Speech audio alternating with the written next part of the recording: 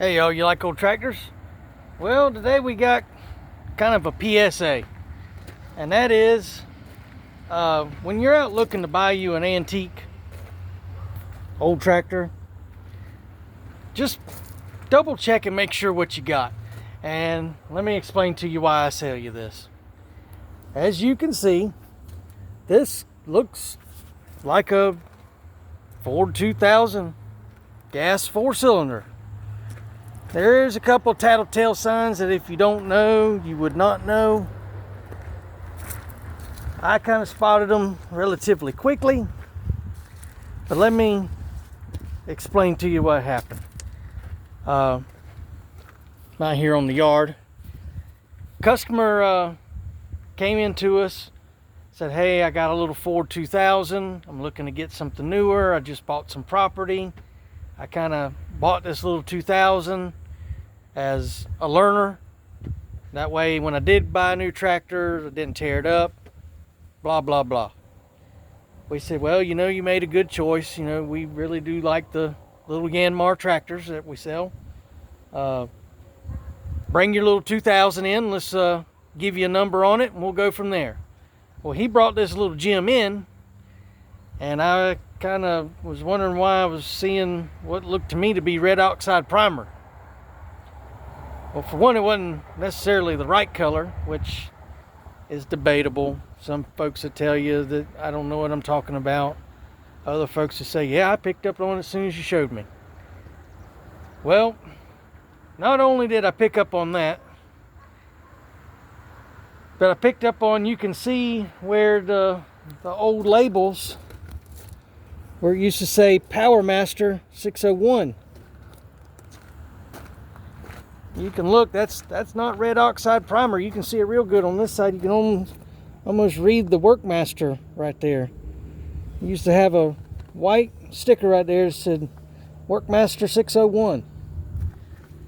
So, like I said, I immediately picked up on something wasn't quite right. And, we've all put, be it an old tractor or a Chevy small block, a Ford big block, whatever, we've all scavenged parts from this one and that one. I mean, I had a 78 Chevy stepside one time that it was probably about 8 different trucks. Just what happens. So, I said, well, maybe they just changed the sheet metal. I've done it before, guilty as charged. So look right here. Might be kind of hard for y'all to see it. That's 651. That is 6 is the code for the engine. It's like a 134 cubic inch or whatever. 5 is for the 5-speed transmission. The 1, I think is from 56 to 68 or something like that. I could be wrong on my years. Maybe it's early 50s to late 50s, or maybe it's 58 to 63. Honestly, I don't remember right at the moment. But I do know that that's not how the 2000s were allegedly marked.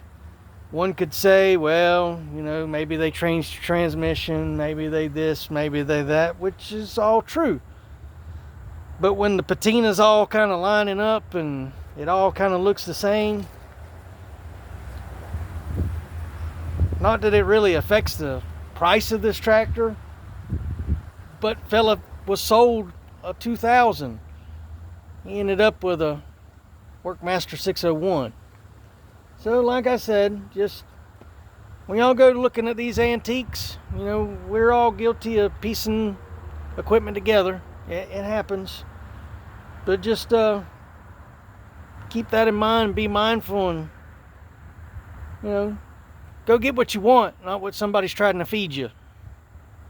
So, y'all have a great day. I'd crank this thing up for you, but it takes 2 hands, and I think under that valve cover looks pretty well like a Jello mold, because you can fill the oil level up to the line, crank it up, run it, check the oil after turning it off, a minute or two after you turn it off, and it's still showing that it's about 3/4 of a quart low. So if I had to guess, the old drain holes are probably clogged up from God only knows how many years of probably using Quaker State, to be completely honest. But yeah, it's definitely a project. So if you're looking for a project workmaster, come and see us.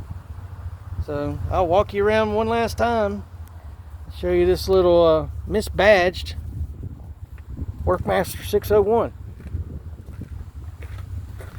If I'm not mistaken, the emblem was a little different on the actually, I don't think the 2000s even had an emblem up front. They just had a kind of a little hump right here in the hood portion. So just things to think about. Y'all have a great day.